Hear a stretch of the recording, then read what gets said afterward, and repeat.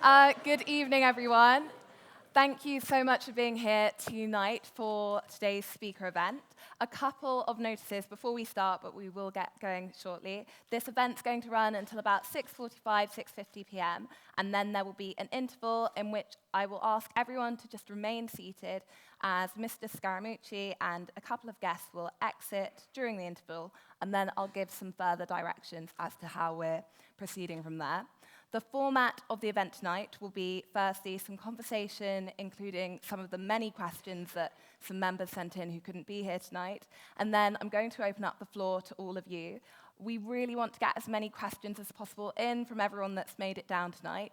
And if you can just wait for a microphone to get to you and then start speaking, the microphone will pick up. Try to make questions, short and punchy, but do ask whatever you like. And what I'll do is kind of allocate 6 microphones at a time, so hopefully we keep it rolling. That will be from anywhere in the upstairs gallery, as well as downstairs here.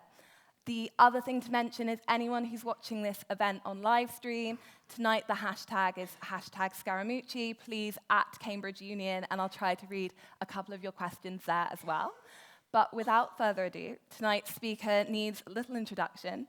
Mr. Anthony Scaramucci is also known as the Mooch. He's an American business person, and he was appointed as the White House Communications Director by President Donald Trump in July 2017. Everyone, please welcome Anthony Scaramucci. Thank you. Thank you. Thank you. Great, thank you. Very nice of you, thank you. All right, so I'm already loving you people. I'm going to tell you why, okay? The Oxford people, they introduced me as the shortest serving tenured communications director. But they said it was 10 days, okay? And I got to tell you, I have a very fragile ego. It was actually 11 days, okay? So don't jip me out of the 9.1% of my career. Okay, go ahead, I'm sorry. Oh, well, we're very glad that you've come to Cambridge. I was going to ask, actually, is this the first time to Cambridge? You mentioned that your son had done some time here. It is my first time here, yes. Beautiful. You Well, guys are very lucky. All of you are very lucky to be here, be students here. It's beautiful. Well, we are very glad to welcome you tonight and really appreciate you taking the time out of your schedule. Thank you. To be very clear from the start, and hopefully clearer than the New Yorker, this conversation is on the record, but Yeah. please do be... Yeah. You see, Paige is going to have a career in late-night comedy in the United States. Okay? That's the first thing Stephen Colbert said to me when I got on the stage. Keep going, Paige. So, luckily for you, the Cambridge Union is all about free speech, so we really do want you to speak as freely as possible. Yeah. I promise not to hold back.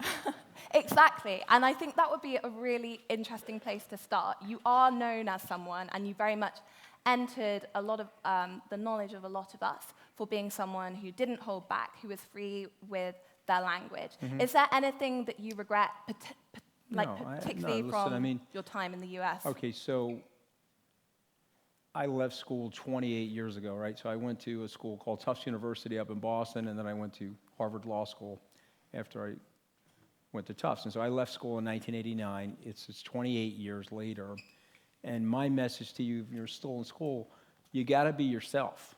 You got to own who you are, and you got to not really care what other people think about you. And so one axiomatic fact about life and the real secret to your happiness is that what other people think about you is none of your own business. Don't forget that about yourself. And so if you're true to yourself, you're going to live a very happy and a very young life. I'm 53 years young. I'm not 53 years old. And so you have to own who you are in life. And so I have absolutely no regrets. And that is another question Stephen Colbert, the late-night comedian, asked me. He said, do you have any regrets? And the answer is no. I do think that the spirit of the conversation that I was having with Ryan and Liza, and notice I said the spirit, not the letter of the law, because he was technically correct. I was supposed to say the conversation was off the record. I was supposed to interject that the conversation was off the record. I was supposed to know that he was recording the conversation, even though he was recording it without my permission. It's a one-party state, the state of New York. Virginia, where I was talking to him from, is a one-party state, meaning that one of the two parties can record the conversation with or without the other person's permission. Now, some of you would say, well, you're the White House communications director, so you should have known that. And that is a very fair comment, and I own that, and I own that mistake. And so I think that was one of the reasons why I got fired, but I think there were other reasons, but I think that was one of them. And the truth of the matter is I own it. And so I have no regrets. And as you've been so open and you have spoken about that, you mentioned that the interview and perhaps what you said in that was one of the reasons. I don't want to dwell on this too much because there is so much more to talk about. Yeah. But do you think that in part you were punished for speaking too freely and that led to your being fired? Or what elements would you attribute to that listen, decision? I mean, when I reflect upon my firing, by the way, that was the second time I got fired. Wasn't the first time. It's very tough to get fired. Okay, so that's another learning lesson. I don't care who you are. I don't care how much money you have. I don't care how self-important you think you are. When you're getting fired, you're very bummed out. Okay, it is a bummer. Trust me. Okay, and so I think I got fired for that interview, but not 100% for that interview. I think that John Kelly, who's a great guy, and John Kelly, the General John Kelly, who fired me, is a great American, decorated veteran, 4-star general. Actually, unfortunately, lost his son in the wars, and so he's an unbelievable guy. And I think he needed to put an imprimatur of order on the West Wing. And so one of the ways to do that was to fire me, to send a message to everybody else that he was taking control of the place. And you guys may or may not remember this, but when the president hired me, he had me reporting directly to him outside of the chief of staff's chain of command. And I think that General Kelly, which I would have accepted, I would have been subordinate to him if he had asked me to do that. But I think he just wanted to clean that up from an organizational perspective. And you have to remember, I'm not a politician. I'm a business person. And so unfortunately, in businesses, you have to sometimes fire people or make personnel changes, and sometimes they can be very uncomfortable. And so I didn't want to give him any flack for that, or give, frankly, the president, who, by the way, has one of the toughest jobs in the world, even though I have a personal friendship with the president, I wanted to give him any flack for that either. So another learning lesson, when you get fired, you got to dust yourself off and take it like a good sport.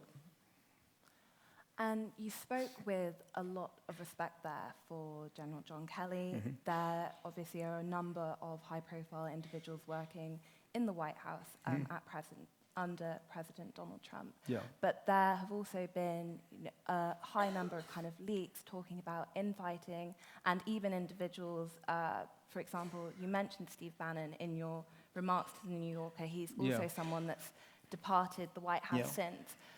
Having been on the inside, do you think there's a particular reason for such volatility within the Trump White House? You think there's still volatility there, or you think the volatility's calmed down? I mean, I'm just curious, what is your impression, Paige? Personally, I would say it seems to have steadied slightly because there was such a high rate of turnover in some of the top visible positions. Yeah. What would you say from your perspective? You have to remember, like when I got the job, and I'll take you guys back. It's July 20th. It's 4:30 in the afternoon. I'm called into the West Wing of the White House. The president has a small study off of the Oval Office. And I walk into the study with Ivanka, and we're sitting there, and the president says, okay, I'm going to make you the communications director, but you got to help me stop the leaks. There's a tremendous amount of leaks going on in here, and so we have to figure out a way to stop the leaks. And so there were some fairly dramatic personnel moves after that conversation. One of them was me, but there were a couple other guys that got taken out alongside of me, and I think that you will notice, and I think you're seeing it, that the leaks have really dramatically slowed down, and the ship did get steadied. And so I think one of the things that happens is when you're in the situation, and I said this a couple of times, I don't think it's ever been picked up anywhere, but I sort of felt like it was like the screenwriters from the Hunger Games. They got together with the screenwriters from the Game of Thrones, and then they picked up the House of Cards guys, okay? Now, all three of those teams got together and they wrote Washington, D.C. And so I found the ruthlessness and I found the infighting and the backstabbing absolutely repulsive, which is why I said on the air that I'm more of a front stabber. And I'll tell you right to your face what I think about you, and I'm not going to hold back and do all of this intrigue. And so what I sort of really disliked was that people would come up to you and they'd glad hand you and they'd pat you on the back and they'd say this big smiley thing to you. Then they'd pick up the phone and they would surreptitiously leak some dastardly information about you to a reporter. And so that's not serving the country. That's taking your own self-interest ahead of the country and ahead of the president. And so one other thing that I noticed is that people that get close to power, and I think it was Lord Acton that said that power corrupts, but absolute power corrupts absolutely, which is why I'm a very big believer in the fourth estate in the United States known as the press. And one of the first things I did was turn the lights back on in the press room and turn on the different cameras and so forth. And I was trying to send a message to the press in my first press conference that we were open for business and we were open for a rigorous intellectual discussion. But what I found is that people take two pills when they get close to power. Let me tell you the first pill. The first one is an anti-friendship pill. So I could have been friends with somebody like a Steve Bannon, or I could have been friends with somebody like a Reince Priebus for a very long period of time. But the anti-friendship pill goes in, and it doesn't matter what your friendships were or your loyalties. You'll take the people out to your left or your right if you think it's going to help you garner more power. I was absolutely repulsed by that. The second pill that people take is the aphrodisiac pill for power. And they want to get super close to power. They want to brag about the position that they have in power. And they get almost drunk off of the influence that they have. And so that's why the press, particularly in a free society and a Republican democracy, which is represented in the United States, is so important, because you have to hold these people accountable. Otherwise, you will give them a license for absolute recklessness. So for me, the 11 days was an unbelievable experience, and I don't regret any of it. I got to fly around on Air Force One. I was on it 3 times. The food was great, by the way. It's like unbelievable. And you could have anything you want on the plane. And I got to be a participant in a lot of heavy intellectual discussions related to national security, public policy, taxation, and a whole host of different things. But, I do think that my legacy there will be that I'm a plain-spoken person, I'm very upfront, and that the president asked me to help him get some of the leaks down or reduce the leaks, and I think that was reasonably effective.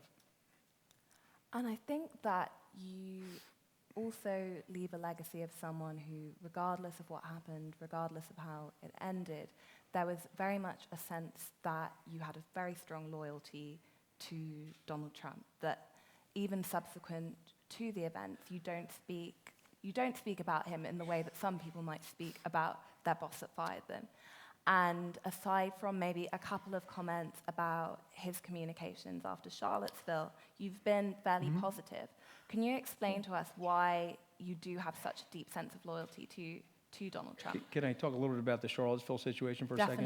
Definitely. So we are really in danger now in our society. I can't speak for the United Kingdom, but I can certainly speak for the United States. What we've done is, and part of this has happened through the creation of social media, we have like this attack dog micromanagement of sentences, and then literally you have this like shame operation that takes place. And by the way, it's on both sides. It's the left and the right. And so they target individuals and they say, okay, this person is a very effective communicator. Let's mash this person into smithereens. What you'll learn if you go to law school, one of the first things I learned in trial advocacy at Harvard Law School is that if I was wrong on the facts, the number one strategy would be to make an ad hominem attack on the opposing attorney and the opposing attorney's client, or if I was the prosecutor or the criminal defense or whatever it might be, so that you could despoil, in the eyes of the jury, the person. And so what we do in American politics is we take 3-dimensional people and we try to smash them down into 2-dimensional caricatures. And so we do that in order to totally put them in disrepute for the rest of the society. And so the great irony here as it relates to the president is that the American media really, really tried to do that to him throughout the campaign. Even the New York Times, which we call the paper of record in my hometown in New York City, the old gray lady, had to issue an apology to President-elect Trump after the election because they said, boy, we really got it wrong. We really went off of our objective standards as it related to us as journalists. And so the Charlottesville thing, to go back to, I would say to you that there could be no equivocation on Nazism. There absolutely can be no equivocation. Moreover, if we're going to live in a civil society, our leaders have to denounce violence. And so you guys probably know a lot of your American history, but if you think of like the Reverend Dr. Martin Luther King Jr., he had a big job. It was 100 years after the end of our Civil War, and the rights in the society based on your skin color were very uneven. And rather than having another civil war, he used the mechanisms of civil disobedience to get the job done for the people that he was representing. And so our leadership, and so when people ask me about that, I think as an American president or anybody in a leadership position has to denounce this sort of stuff because it sends a message to people that you're not going to tolerate it. As it relates to my specific loyalty to the president, we started out as friends. I'm not a politician. But he is one now, and he's a pretty important, arguably one of the most powerful, if not the most powerful politician in the world. And so he's going to be held to a different standard and subjected to a different set of rules. And so him firing me, if he thought and John Kelly thought that was the best thing for them to do to affect a better administration or whatever he was looking to do, then so be it. You sort of take jobs like that, particularly the job that I was given with the mandate that I was told to do, try to stop the leaks. Try to stop the leaks meant that there had to be some level of personnel changes. When you're hired to make personnel changes, the knives come out on you. And so for me, Steve Colbert, we'll go back to him again, he said to me, how long did you think you were going to last? And I said, well, geez, I don't know, 30 to 60 days. I thought I would beat a carton of milk in your refrigerator, but I didn't, You bought your milk on the first day, and by the 11th day, you were still using your milk, and I was gone. And so you can laugh at that. I thought that was funny. But anyway, the point that I'm making is that there should be, in sports and in politics, you should have a no whining policy. Dust yourself off and get on with yourself. Big deal. And before I move on to questions from everyone in the room, it was interesting that you spoke about social media and you spoke about how some individuals, especially people who are outspoken, and including yourself, I imagine, can be caricatured. And with yourself, there has very much been, and I think what's been interesting from hearing your quite serious remarks actually about the communications role, the mooch and who he is maybe a very different image to you talking about the seriousness of Charlottesville, of social media, of these other things. How did you feel about the characterization of yourself, especially after the firing, and how that was taken on social media? And if people had a more honest or a more real representation of yourself, what do you think it is that we don't know about you we should? So it completely sucks, okay? I'm just being very honest with you. There's no politician, whether it's Barack Obama or George W. Bush or Bill Clinton or Secretary of State Clinton, would say to you that they like the disfiguring process, where you're getting smashed into a certain category. And so one of the things that also happens in the United States is a little bit of a profiling bias. There's a lot of movies about the mafia. There's a lot of miniseries about the mafia.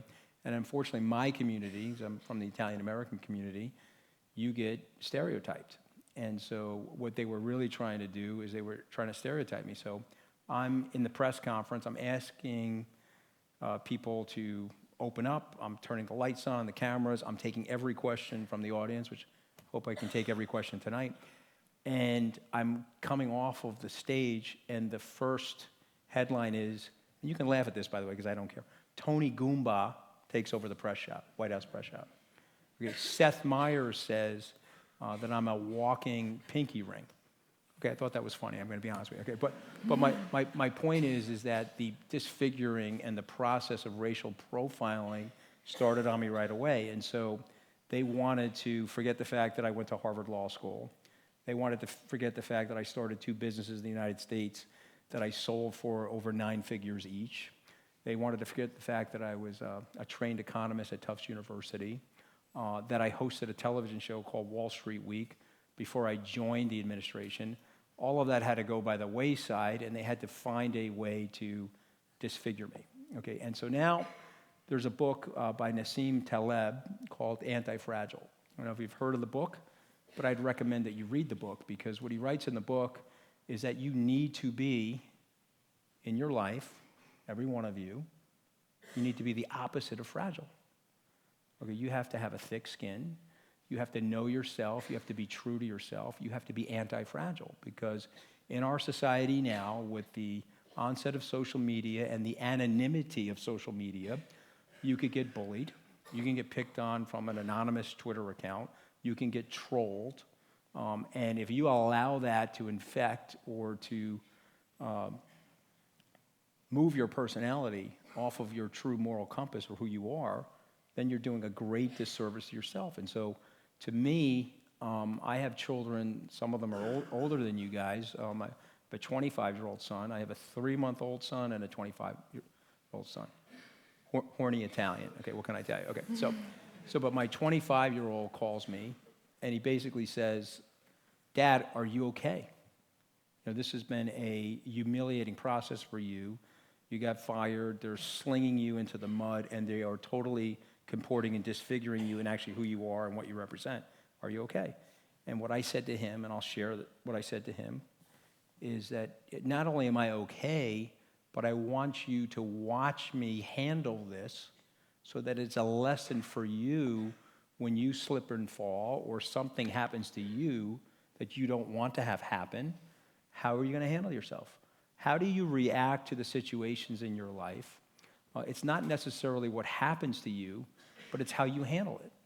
And so I said to my son, AJ, watch how I handle it and let it be a lesson. I've got my health, I've got my integrity, I've got my level of honesty, and I know who I am. And it's a great honor to be here to speak to you guys. And some of you guys are probably saying, wow, this dude is totally different than I thought he would be. And that's fine too. And that's what you'll learn about life, that the media and the way people are portrayed may or may not be exactly the way they are.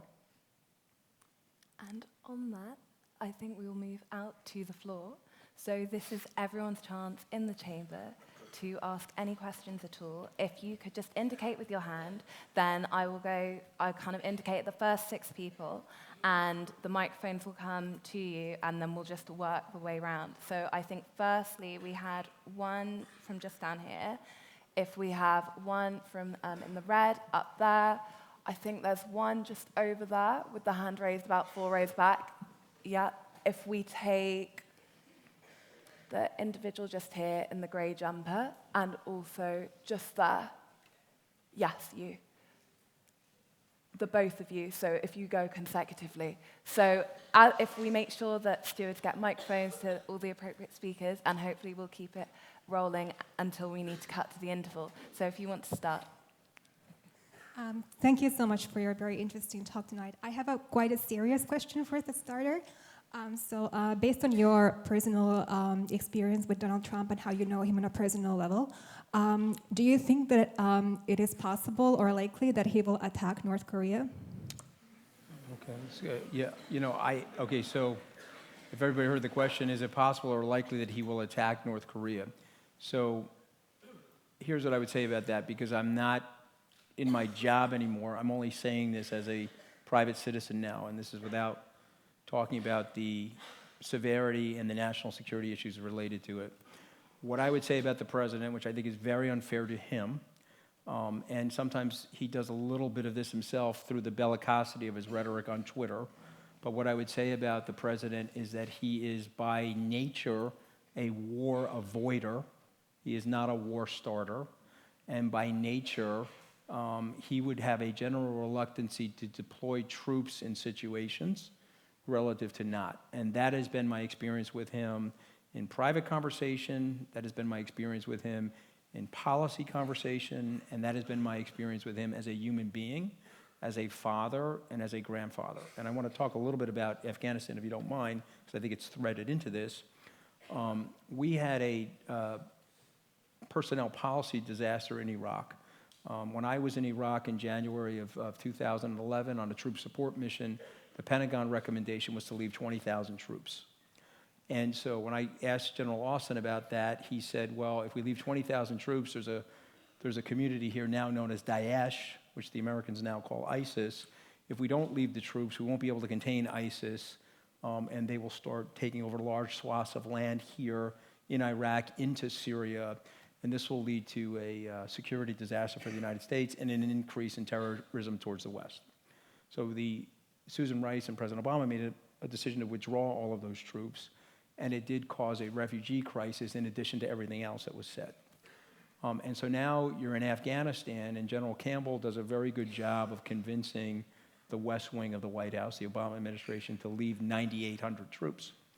President Trump had to make a decision on what to do.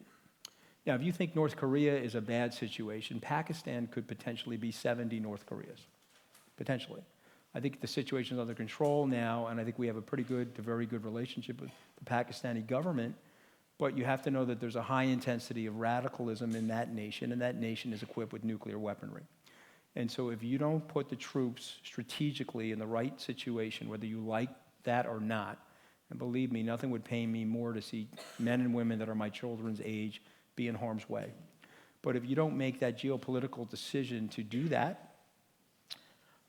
it could lead to an even bigger disaster for us, okay? And so the president contemplated that whole thing. And by the way, Steve Bannon criticized him for this, but you'll never hear me criticize him for it because I've been to Afghanistan. I was in Afghanistan in October of 2015.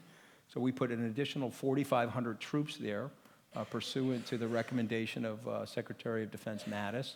And I think that's going to do a lot to contain the situation and apply a buffer there to help us bring down the terrorist forces. Why am I bringing this up is that the decision to do that was met with a tremendous amount of deliberation by President Trump. And so I don't see him as a warmonger. I see him as a war avoider. So I hope that answers the question. But I do think that we are going to get, this is my prediction now as an American and a private citizen, not as a former administration official, I do believe that we will get to a diplomatic solution with the North Korean government. I do believe that. And if we go to the second question up there. You mentioned earlier your advocacy for the media in America. Donald Trump has been called the first social media president by several outlets, and I just wanted to know what influence and what importance you think Twitter and various other means Trump uses to talk to people and get his message across has on his agenda. So I think it's had an unbelievable message. I mean, there's no question that many of us believe that a large component of his successful victory was a direct result of Facebook and Twitter. I can tell you that I was on the president's plane, then what we used to tease him and call him Trump Force One, where he would be sitting there, we'd be watching CNN or we'd be watching MSNBC. Love watching MSNBC, by the way, because you get to see what they're it was like an opposition research party when you watch MSNBC. That's the left-leaning cable news. But you could see the then candidate, Mr. Trump, take out the big Samsung. I mean, and you know it's him when he's tweeting, by the way, because the Covfefe shows up and all that sort of stuff, right? And so he's tweeting, and you're literally sitting there. You're 40,000 feet above the earth, and he's tweeting from the plane. He's got the Wi-Fi hookup. It's hitting the satellite, and within 2 minutes, there it is on MSNBC, or there it is on CNN. And it was this disruptive voice. And most of those tweets were designed to literally set the hair on fire of the journalists, okay? And so he literally used that device as a Molotov cocktail. And so journalists that were tweaking him or being critical of him, he would light the match and throw the Molotov cocktail through the little tweeting thing. And we would watch the hair catch on fire as we were flying around campaigning in America. And so, unbelievable device. If he was sitting here today, and I've heard him say this in public and private settings, is that he really thinks that was one of the main reasons why he became president, that he was able to literally hop over the mainstream media in the United States, which had a 73 to 75% negative bias against him. And that's from Pew Research, by the way. That's not me as a campaign official. That's me citing an objective surveyor of American news. And so, you know, it's had an unbelievable impact. It's changed the landscape. But don't forget something, because if you study politics in America, don't forget this, okay? And how many times did Secretary Clinton go to the state of Wisconsin? Anybody know the answer?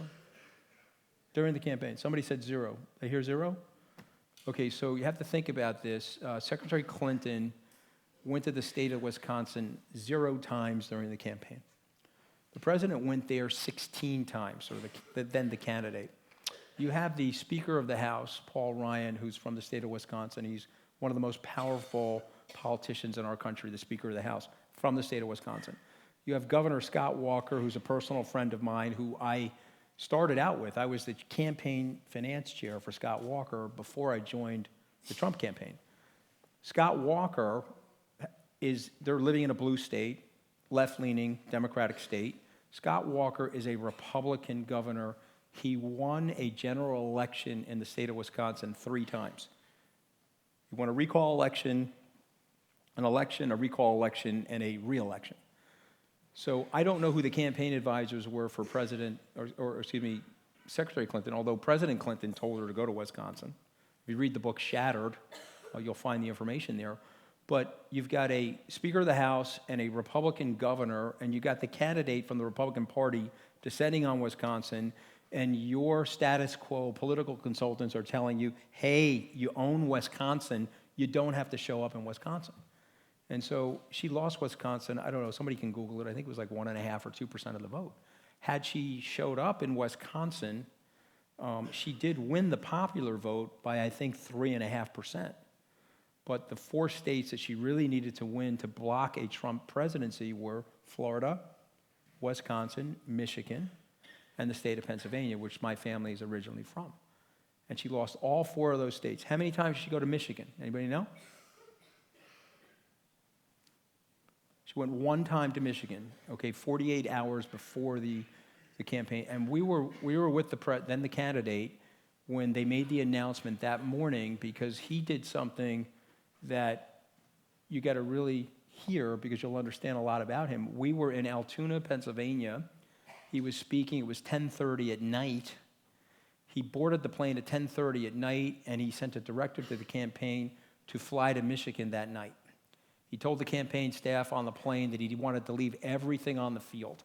He didn't want anything left in the tank. And so they said to him, well, you're not going to land until 12:50 in the morning. He said he didn't care. They got the plane up in the air. There was live television going on in the United States. He's tweeting, we're Facebooking. 7,000 people show up in a Democratic county that we're landing in Michigan. 12 hours later, Secretary Clinton announces that she's going to go to Michigan with President Obama, President Bill Clinton, and First Lady Michelle Obama. And then candidate Trump looked at his campaign staff and said, we got him on the run. She's coming up there right now because she sees in her exit polling data that there's something off here, that this state that's gone bluer than blue for 35 or 36 years may come our way. So the rise of Trumpism in some ways is a representation of the failure also of the Clinton campaign, all of which was impacted by social media. I think if we take one of the questions over here, there were 2 just back there, and then we'll come to the one down here. So if someone there, go ahead. Welcome to Cambridge. Thank you. I was hoping that, former New Yorker to New Yorker, that you could give a brutally honest front stab response to why America's withdrawing from the global community. Brutally honest front step. You think America's withdrawing from the global community? Yeah, from the Paris Agreement, defense-wise, NATO, UN. You can keep going. All right, so let's UNESCO. Okay, so this is a problem this is my opinion. Front stabbing honesty. I think this is like a problem with some of the levels of communication. And so What the president basically has said, and he said it many times, and he said it most recently to another fellow New Yorker, Maggie Haberman, who's the White House correspondent for the New York Times. He said that he's focused on an America first strategy, but he's also a globalist. You can find that. You can just Google that. You'll see that he said that. And so, but it's never picked up by anybody. What people want to do is they want to put him in that box of like white. His speech at the UN about sovereignty, that was definitely America first, right? Not about the world. You see, again, I read the speech and I watched the speech. And so when you look at the speech, he not only said that as the leader of the United States, he's there to assert and protect the interests of the United States, but he would expect every other leader in the community, the 183 other leaders in the community, to do the exact same thing. And then also withdraw from the global community? No, you see, that's confused.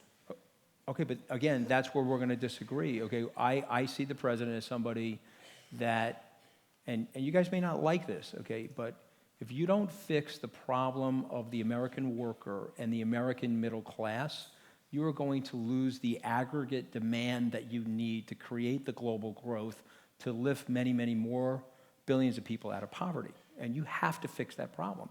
We've lost 70,000 factories since the signing of NAFTA. The job displacement in the community that I grew up in is off the chart. One of the reasons why this country Brexited has to do with the same feeling that the working class families and the middle class families have in this country. It's very similar to my own country. And so you may not like this, but if you don't fix that, okay, then you're going to have way bigger problems. I don't see the president or Nikki Haley or Secretary of State Rex Tillerson disengaging from the society. Not one bit. If anything, the North Korean situation is right now, we're trying to resolve that diplomatically. I can go around the world with you and I can tell you where American troops are and I can tell you what Americans are doing around the world to keep the peace.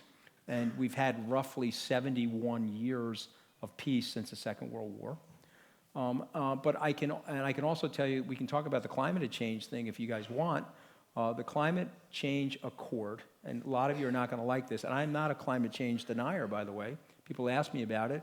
I think it's 60-ish% caused by human beings, and likely 40% caused by, where we are relative to the sun and what kind of activity is going on the sun.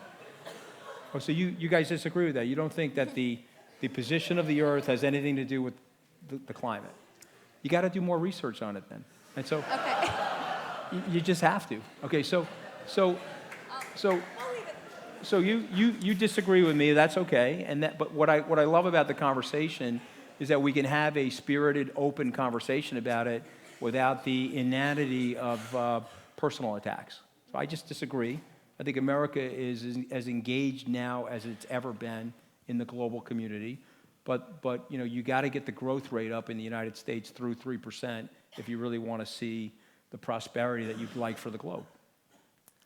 And I think with that, what we'll do is the three individuals who had questions left, if you just flag me down during the interval, we're going to have to cut to the interval now. So if everyone would kindly let Mr. Scaramucci leave the chamber with the guests on the front row, I think George and Andrea will take you out. So a hand for Mr. Scaramucci. Thank you. Everyone. Thank you. Good evening, everyone, and thank you so much for getting here and being part of the second event. I hope that we haven't kept you waiting too long, and I also hope that you've got lots of questions, because what we're going to try and do in this half of the event is really open it up to questions from all of you. The way that will work is that there are microphones stationed around the room. We've already got the first two questions ready, and then I'll select another four. If we have time to do additional ones, we will really try to, and I'll just do a handful at the beginning and end as well. Without further ado, tonight's speaker needs very little introduction. Mr. Anthony Scaramucci is an American business person who was appointed as the White House Communications Director. All right, come on, Paige, let's go. Thank you very much.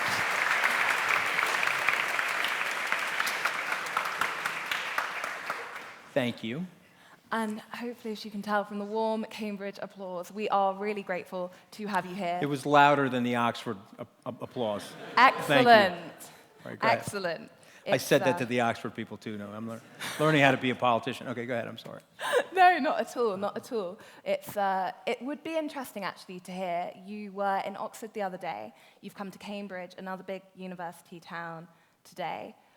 What did you notice is the main difference between the two in your fleeting trips? That's a really good question. You can be as kind or as unkind to us as you like. So no, I'll be brutally honest. I think that like and again, I'm not trying to be political at all. I just be observant. I think that there were like protesters outside in Oxford. There were no protesters here. And then I called Corey Lewandowski. And now let me give you the bad news for me. There were like only 6 protesters for me. And there were like 50 for him, so I was like a little jealous that he had more protesters, you know. So I called him up and I said, like, I mean, there's only 6 protesters. One guy had a big drum, you know, and he was like, you know, Scaramucci go home and, you know, walk out on him.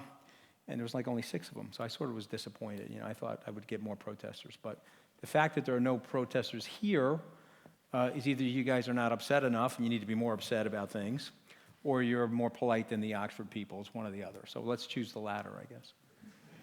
Well, we'll try to keep it as polite as possible, and thank you for not front-stabbing Cambridge in that. Yeah. But to go to something a bit more You love the direct. front-stabbing line, though, right? It's a great millennial line, right? Front-stabbing. It's caught on. So anybody here, some of the Americans will probably know, anybody know Barstool Sports? Anybody know what that is, Barstool Sports? Because Barstool Sports is a millennial sports talk traffic site. The day I got fired on July 31st, they named me the Barstool Sports Man of the Year. And they said, there's 5 months left to go, but it really doesn't matter. There's nothing going to happen in the next 5 months that's going to dislodge him from being Man of the Year. I thought that was funny. Go ahead. I'm sorry, Paige. No, not at all, not at all. It's interesting. It is interesting that they chose you so early in. It had to do with the front stabbing. Yeah. Well, going on to this, more kind of, it's not supposed to be in any rude way at all, but something that President Donald Trump spoke about a lot in his campaign was about draining the swamp. Yeah. This, a lot of people saw in regards to perhaps removing people who were very influential, say, economically and in other ways. And then he brought in a number of people, including yourself, who had worked at places like Goldman Sachs, some of these big icons of what a lot of people see across the world as Swamp being monsters. the swamp. Swamp monsters. It would be interesting to hear what you think about that perhaps from the communications point of view. Was that Trump draining the swamp? If not, what was the message that he was trying to convey there? And what message do you think he should have been conveying? Okay, so it's a really good question. I'm going to try to unpack the whole question, but let me talk about myself personally for 1 second. So this is the great irony of life. I'm at Goldman Sachs for 7 years, 1989 to 1996. So I haven't been at Goldman for 21 years. The guys at Goldman have tried to beat my brains in as fellow competitors in the world of financial services. But the minute I joined the Trump campaign, I'm linked back to Goldman Sachs. And so my joke with Gary Cohen, who's now the national economic advisor, I'm like, you guys are trying to kill me for 21 years, but now all of a sudden I'm part of the Goldman Sachs mafia. So I just think there's a little irony there. And the conspiracy isn't as tight as people think. Let me just put it that way. As it relates to draining the swamp, I think that the president and many of us have figured out that it may not actually be a swamp. It may not even actually have a drain. And to some of us, it looks like a gold-plated hot tub. Okay, and that's really bad news for the American people, because what's happened is there's an entrenched permanent political class. And, Steve Bannon and I, we used to be friends and like each other, but I still think he's like wickedly smart. And he said that the swamp is actually a business model. You have to think about that, okay? So there's a circuit between the special interest groups and the lobbyists, and they spin around in Washington and they curry favor to each other. And I want to put some math to this, and I don't want you to forget the math. The U.S. budget is about $4 trillion. Our GDP is about $17 trillion. But let's just use round numbers so you'll get the point. Let's say it's $16 trillion, a $4 trillion budget. There are 535 men and women in the American Congress plus one president. There are 536 people that are controlling 25% of the GDP of the United States. You got that? That's about 6.7% of the world's GDP. Is there any wonder to anybody in this room why $10 billion is spent on lobbying those people?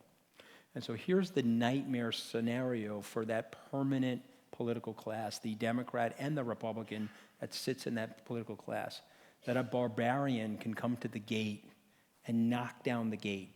And that barbarian could care less about that business model. And so they are wickedly worried about Donald Trump. They know that he's not part of them. They know that he doesn't care. He's rich enough not to be currying favor in that business model. They know that he doesn't do the handshake that they all do, and so they're trying to kill him from both sides, okay? And I was easy to get killed, right, because I don't have an elected office, and so I was in there trying to serve him, take me out very quickly. But you're stuck with him for 4 years, and you're super worried about him if you're part of that circuit that I just described. But let me tell you who you're really worried about. You're actually worried about Mark Zuckerberg. You're worried about Howard Schultz. You're worried about Bob Iger. It's not just right-leaning billionaires or entrepreneurs that you're worried about. You're worried about the left-leaning ones too, because imagine a Jeff Bezos worth $88.7 billion sitting in the Oval Office. Do you think he's really going to care about the lobbying system and the business model of the swamp? He's going to want to deconstruct that and break it down and make the operational aspects of the government serve the American people, not each other. Now, you may not like the president, but I want to tell a very quick story, and I want to frame it for you from my own life experience. And so I grew up in a blue-collar neighborhood in a middle-class home where my father started as an hourly worker. If you go back to my dad's career, he had very high wages post-World War II, and so we had a nice lifestyle. It wasn't expansive, but it was nice. Those very same people, if you price my father's wages in 2015, his 1975 wages are down about 40% in real economic terms, through no fault of his own. This is globalization. This is a surplus of labor in the global community. This is the transition into more automation, where less skilled workers can really get the advantages that they had in the 1970s. So now I want to take you to May 23rd, 2016. We are flying out to Los Angeles on Trump Force One, the candidate's plane. And we're making a stop in Albuquerque, New Mexico. We land in Albuquerque, New Mexico, and we're heading for the Albuquerque Civic Center. There are 8,000 people. That was dramatic, right, with the extra thing? There are 8,000 people waiting for him. There are 7,000 people waiting outside. May 23rd, 2016. I'm backstage with the candidate and with the Secret Service, and they give you a day pin. They put it on your lapel. This way, if the shots get fired, they're not going to shoot at you, thank God, right? And so I take the day pin off, and I put it in my pocket. And I cross the security line, and I go outside the security perimeter into the crowd. And I start talking to people. I say, hey, where are you from? What do you do? Why are you here? And the stories are very, very similar. What are the stories? My dad worked in this factory down the block for 25 years. I was there for 12 years. I just lost my job. The factory moved. I told the last group there were 70,000 factories that have moved out of the United States since the introduction of NAFTA. This 40-year-old gentleman told me that he was out of work, but he had just gotten a job at Lowe's, which is like a builder's depot, a home improvement store, and he's delivering Domino's pizza on the weekends, and he has an EBT card, where if you're from the United States, that's a welfare sort of like exchange card where you can buy food for your family. And so he said, I went from a high-paying job to 2 low-paying jobs and a need to be on some level of wage dependency or welfare dependency from the country. And I don't want that. And so this guy, Mr. Trump, he's here. He's promised to bring the jobs back, and I'm here to support him. And I went through the crowd, and universally, that was the message. There were 2 candidates, ladies and gentlemen, that saw this in the American people, Bernie Sanders and Donald Trump. The other candidates were part of that swamp or that gold-plated hot tub, and they missed it. And I'm going to tell you somebody else who completely and totally missed it. That would be me. And it's embarrassing for me to admit this to you, but I missed it. And the reason I missed it is I came out of that blue-collar, middle-class family, and I went to Tufts, and then I went to Harvard, and I wanted to go up the spires of success in the United States, and I wanted to be part of the American dream, and I wanted to move from the middle class into a class of financial independence, and I started hanging out with very, very rich people. And I started insulating myself through the collective bias of those people, and I started missing the voice of the people that I grew up with, the people of the middle class that were really suffering. And so for my dad grew up at a time where working class people in the United States were in the aspirational working class. Those very same people are in the desperational working class. You see the difference? I didn't see it. I spent too much of my time wanting to go to Davos, speaking at a place like fancy pants place like this, Cambridge, fancy pants place like Harvard or Oxford, and I missed it. It took a billionaire living in a tower on Fifth Avenue adjacent to the Tiffany's jewelry store to show it to me. And so the reason I'm bringing this story up is that the American people in that class, in that community, are very, very aggravated with what you just called the swamp. And what these politicians are not fully aware of is that Trump has knocked down the door. Okay? The last vestiges of the permanent political class, their history in the United States is ending right now as we're speaking. Because of the introduction of Twitter, social media, the need for real systemic policy change in America, there will be great business leaders, men and women, that descend upon Washington and break down the barriers to entry to change the society for the better. And so Trump, again, whether you like him or not, history will judge him very kindly as being somebody that's hacking and trying to disrupt a system that isn't serving a large majority of those people. It's interesting how much you raise the power that individual voices and those individuals in America have had, I think especially in terms of their engagement with you, with the campaign, with Donald Trump. And hopefully we can bring up some of those issues and further afield. I think we will go straight to the floor because I know there are so many questions. And I think the first two are actually ready. So if we go to the two individuals in the front row, and then what I will do is open it up to the rest of the room, and there should be at least 4 more that we can take. Hi. I just wanted to ask about your opinion on the current state of the White House. Priebus has gone, Bannon has gone. I didn't hear that. Those two guys are gone? Priebus and Bannon? It's a joke. Point being, though, that you can never predict what's going to go on in the realm of politics, as Hillary Clinton could probably tell us. But from your perspective, as someone who has gone, who do you think will definitely last? Who do you think, maybe Mathis, for instance, or someone along that, like that, who do you think is going to stay? Listen, it's a really good question. I can tell you one of the jokes in the West Wing when I was there, well, we know there are 2 people that are going to be left standing in this administration. It's Donald Trump and Vice President Mike Pence, because they were the elected leaders, and they've been given a term of service to the American people of 4 years. Everybody else, including the president's children, are serving at his discretion. And so what you find is that the typical turnover in the West Wing is a very high-stress job, and there's a lot of incoming hits to you and your family. It's typically a duration of about 18 months. Cabinet secretaries last a little longer. They last typically 36 to 48 months, 3 to 4 years.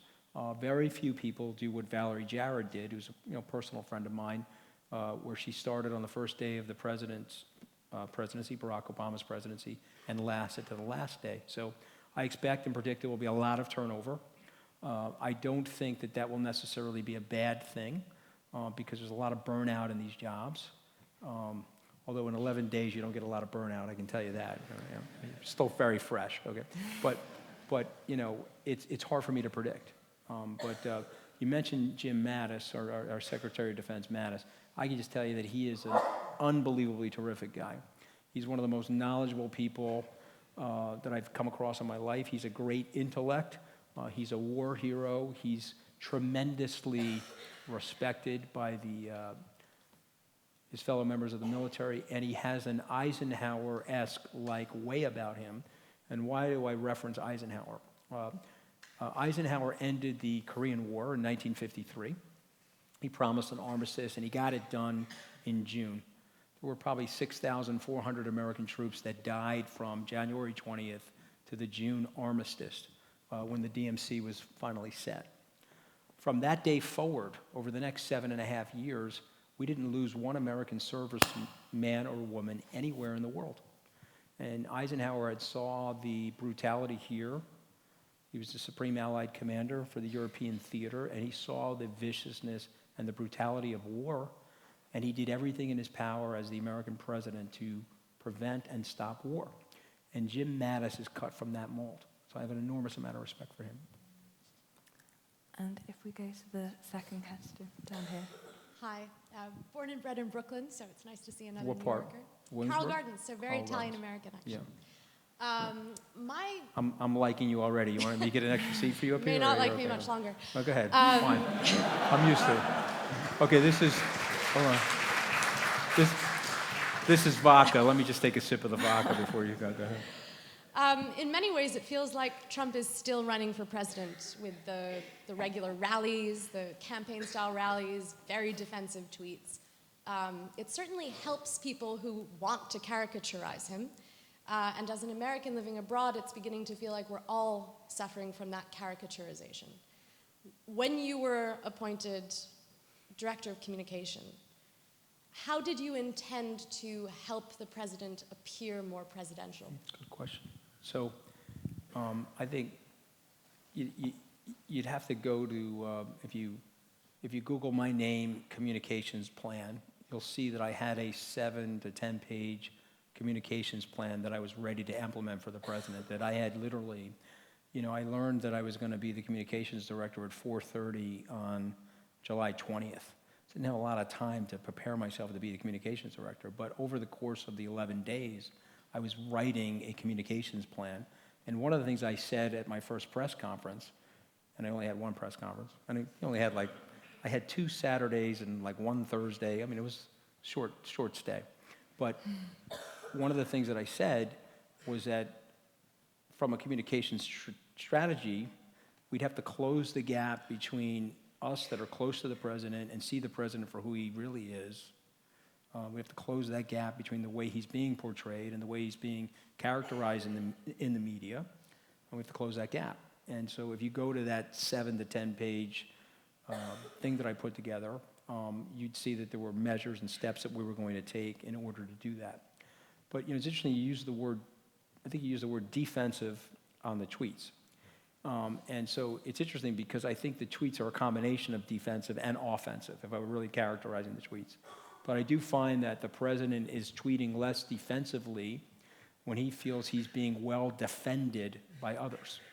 I don't think he gets in as much brush or attack from, with the media or saying nasty things on Twitter if he feels like he's being well defended or well fortified by other members of the administration. And so that would have been another element of my strategy if I stayed 12 days, but I only got to stay 11.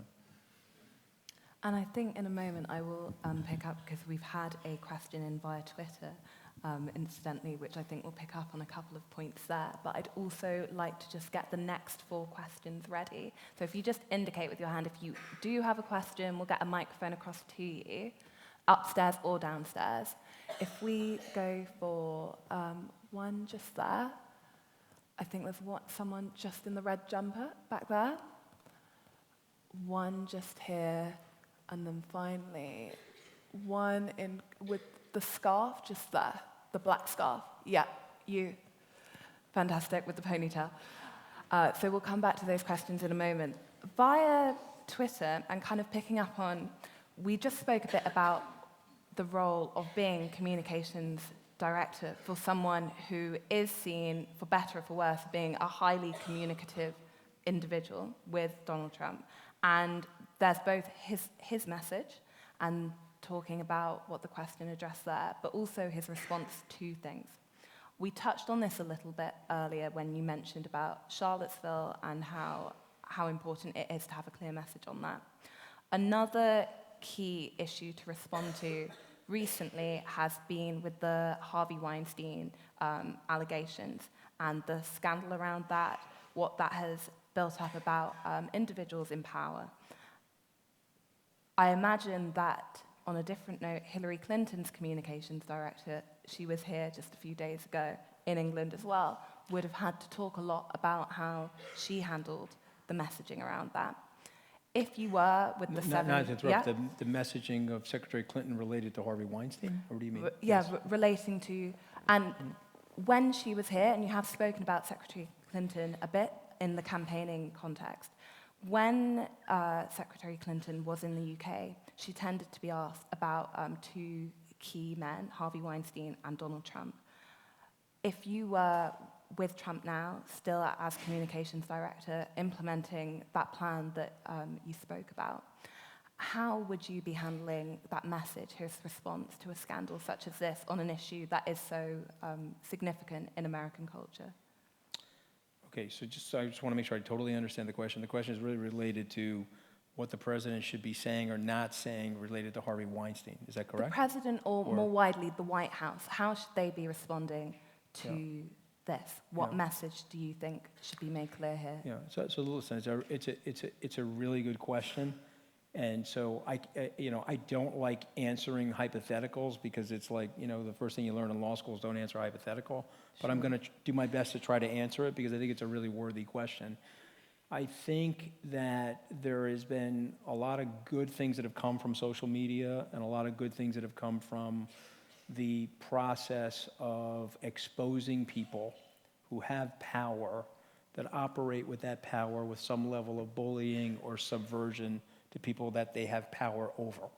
And so I think one of the positive aspects of the social media era is that there's a lot of microblogging and a lot of each individual in this room has a television studio, a television camera, a radio studio, a Twitter feed, and can, get the information out almost in an investigative sort of a way. And so I think that's very good because you're uprooting people who are very bad actors in the society. I said this about Charlottesville, and I would have recommended saying this about the Harvey Weinstein situation or other situations like this. So it's more broad hypothetical response, is that as the leader of the United States, the only official in the United States where every registered voter actually votes for you. So you have to think about that. The founders set it up as a Republican democracy, not as a representative democracy. And obviously, Hillary Clinton, Secretary Clinton, won the popular vote, but she lost the presidency because of the framework of the Electoral College. And so the founders put a lot of these checks and balances in to make it a Republican-style democracy. And so with that, and with the way the presidency started with Washington and some level of moral authority, I think it would have been very important for the president, any president, Secretary Clinton, President Obama, President Bush, President Trump, to declare definitively things like Nazism is bad. There's no equivocation on it.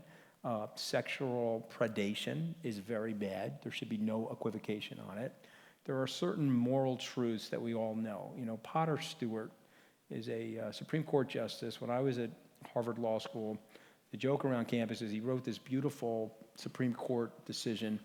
And it was a pornography case. And one of the journalists asked Potter Stewart, he was a curmudgeonly guy, he said, well, how do you know if it's pornography or not? And he quipped that, well, you know it when you see it. You can just feel when something is right or something is wrong. And so you don't have to be a student, you don't have to be an entrepreneur, you don't have to be a political leader to know in your gut when something is very, very wrong versus right or wrong. There's a tremendous amount of gray in our society, but there's like right and wrong. I mean, one of the reasons why I've been such an outspoken person for the gay rights community, and for the last 11 years, I've given money to the Human Rights Campaign, I gave money to the Proposition 8 Supreme Court case for marriage equality, is that, I just didn't want to be on the wrong side of history for that. I think that was a last frontier for civil rights in the United States. And when I looked at the Declaration of Independence, it says life, liberty, and the pursuit of happiness. I didn't think that meant just for straight people. I thought it meant for everybody. And so it maybe didn't at that time, 200 years ago, when things were not as open and is not as tolerant as the society that we're living in today. But I think all of us have to be a force for more tolerance of things like that. And we have to be a force for intolerance for the subjects that you're bringing up. And so for me, it's easy for me. Now, that's not to say that the president would have taken my advice or not taken my advice, but I have to tell you, I built 2 reasonably successful businesses. I came from a blue-collar family.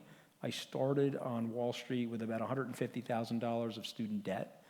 And so I built myself up from there. I'm a pretty confident person. I didn't hold back with the president what my opinions were. But I did, and I was willing, because I worked for him, to subordinate my opinions publicly. But I would tell him exactly how I feel. And in that case, I would have done the same thing. I think we'll now try to fit in 4 questions. but Okay, sorry, I'll please be do more try and- rapid. No, Be don't more worry. rapid. That was If a tough question. I had to really think through. No, wait, it was quite a long lead-in. There were probably about 5 questions in there, but I appreciate you answering All right. on that. We'll go more rapid response now. If we go to the first questioner over here on the left, go ahead. 100 years ago in St. Petersburg, there was the attempted draining of a very similar swamp. In your estimation, whose philosophy, whose ideas, whose approach do you most admire in that attempted drainage, and who in 100 years' time will you feel that history books will put you side by side with in terms of communications and propaganda? Yeah, it's a good question. So, I'm not a super expert on the Russian Revolution, but I have read enough of George Orwell, and one particular book that I find fascinating is Animal Farm. And so most of the Brits here have read it. And, there was a subversion on the farm, and the 4-legged pigs took control of the farm. And by the end of the book, they were standing up on 2 legs. And the point was that they became, through the process of their power, the things that they were revolting against and the things that they resented. And so when you step back from this situation, Orwell was trying to tell you that maybe there's something in our souls, maybe there's something in our animus, our human beings, that once we get close to power and we start thinking about power, we start to morph and change our behavior. And, there's money at stake, there's power, there's access, there's parts of our reticular system that drive us to do certain things. And so this is, I said this earlier, this is one of the reasons why I'm a very big believer in the free press and a very big believer in holding people that are sitting in seats of power very accountable for their actions. It's really the only check that you have on these people. And what you'll find is that people in power, they don't like the free press. If you look at Vladimir Putin or you look at other parts of the world, they suppress the free press because it offers a check on the power. And so I'm not doing a great job answering the question, but I'm going to finish with 3 sentences. Justice Scalia was the first Italian-American Supreme Court justice. I had an opportunity to have lunch with him, and I had taken con law at Harvard Law School, and he had gone to Harvard Law School. And I asked him at lunch what he thought the most important clause or the most important sentence structure in the Constitution of the United States was. And he answered me by saying that the North Korean Constitution, the Chinese Constitution, the Russian Constitution has the same flowery language towards liberty and human rights and access. But the difference in the United States is that we have checks and balances in the system so that we can actually hand check each other to try to prevent a tyranny or an autocracy. And so I don't know what's going to happen in 100 years, but what I really hope for the United States is that the system that got put in place, that really John Marshall, the Supreme Court justice, the head of the Supreme Court, really pushed in the early 1800s, was a very forceful check and balance on the system. Because, you guys, some of you guys that study philosophy or government here know that republics, they have a tendency to have a life expectancy about 200 to 250 years. And so 100 years from now, if the American Republic stands, which I hope it will, it'll be 350 years old. It'll be 100 years older. It will have cheated history if we have the right checks and balances in place. And so I get you. I know you're trying to say that there's a lot of propaganda out there. There's There's propaganda from the administration. There's propaganda from the Democrats. There's news organizations that are creating their own levels of propaganda. But the system itself, with all of its weaknesses, is still pretty much in check, which will likely prevent tyranny, which the Russian Revolution obviously wasn't capable of doing. I think it's interesting that somebody who has been, part of the White House structure has such a frivolous and frothy intellectual understanding of world history and politics. I think Is that a compliment? Or it's is that a hit? it's absolutely not a compliment. It's not a compliment. Yeah, so you're taking a shot at me? Would I dare? Yeah. But I like you, though. You see, you took a very polite shot at me. That was, like, very cool of you. You didn't get all ad hominem, attacky, and everything like that, but it was good. You're not my type. Yeah, I'm not put off at all, no. I think we probably have time for one more from the floor before we Okay. close. I think there was someone just over there. Yeah. Do you have a microphone with you? Yeah. Okay. If you just keep speaking, Yes, it will hi, start. my name is Katerina. Thank you for coming.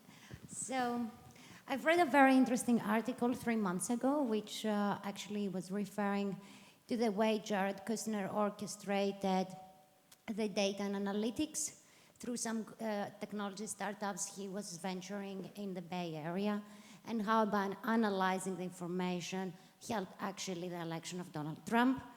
So in that sense, I wanted to follow up if yourself, during those 11 days, you have been utilizing certain streamlined data and how those data have been incorporated in the feedbacks from the White House in numerous situations. Yeah. Thank you. So, I mean, I think if I understand the question right, you're talking about, like, how the data analytics are used to direct policy or guide the electoral process. Yeah. And so you are, whether you guys like it or not, you're in the age of big data. And unfortunately, your phone is giving out a tremendous amount of information related to you specifically. And so in the United States, they can figure out from what's coming into your phone through the cookies that they're tagging your phone with, whether you're a Democrat or a Republican, and God forbid if you're an independent. Because if you're an independent, you're going to get muscled and hit from both sides to try to sway you to that side during an election. And so the Republicans have been behind in the last 4 presidential election cycles, the Democrats. And one of the things that Jared Kushner did, and the gentleman's name is Brad Pascal, one of the things that they did is they took a very, very big leap forward with the use of Facebook and Twitter, okay, to make a much bigger outreach on behalf of the Trump campaign. And that was very, very successful. In my 11 days inside the White House, we didn't use any of that data. I guess I didn't have enough time to look at that data from a policy perspective, but it is being used. It's being used by the Democrats and the Republicans, and it will be refined in another 2.0-ish version of it will be used again in 2020. And so, in some ways, it's taking some of the weight of money in campaigns out of the equation, because the successful and efficacious use of that by the Trump campaign, just look at the math, we were outspent 1.7 to 1 by Secretary Clinton's campaign. We were outmanned. I think we had 600 campaign staff. She had 2,000. And we were able to still win the presidency. And I think a lot of it had to do with data analytics. And I think with that, I just have one question to close with, which is you very kindly spent your time here today. You've been in the UK for a bit, and it seems like you've been doing a lot of different things. What is next for you now? Are you going to look back to business, I look gotta to the find law, politics? I got to find a job I last longer than 11 days at. Okay, so if True. you guys have recommendations, But listen, I think there's one of the things that I'm working on right now with a group of students actually and some technologists is a program to deal with the student loan crisis in the U.S. There's $1.4 trillion of student loans. The average per capita for a student is about $45,000 US dollars. The default rate is about 12.5%, and there's a coming student loan crisis. And so one of the things that we're going to likely do is start up a company that helps manage that. So I'll be spending my time doing that. I'll probably do some writing and some TV and get tough questions from students. Some combination of it. Thank you so much for joining us today, for going on the Thank record you. with the Cambridge Union, for You gonna having take those another tough selfie questions. before I leave, or what? You want? Come on, let's take another selfie before I walk out here. Come on, I know you're dying to take the selfie. Come on over here. Well, here we go. You got to flip it around. Yes, I do have to flip it down. Yeah, flip it around. Come on, here we go. Okay. All right. All right. This guy's too tall for me, though. Go sit down. Go sit down. And with that, thank you so much Thank for you, spending your guys. time here. It's a real pleasure. Scaramucci. Real pleasure to be here. Thank you. Appreciate it.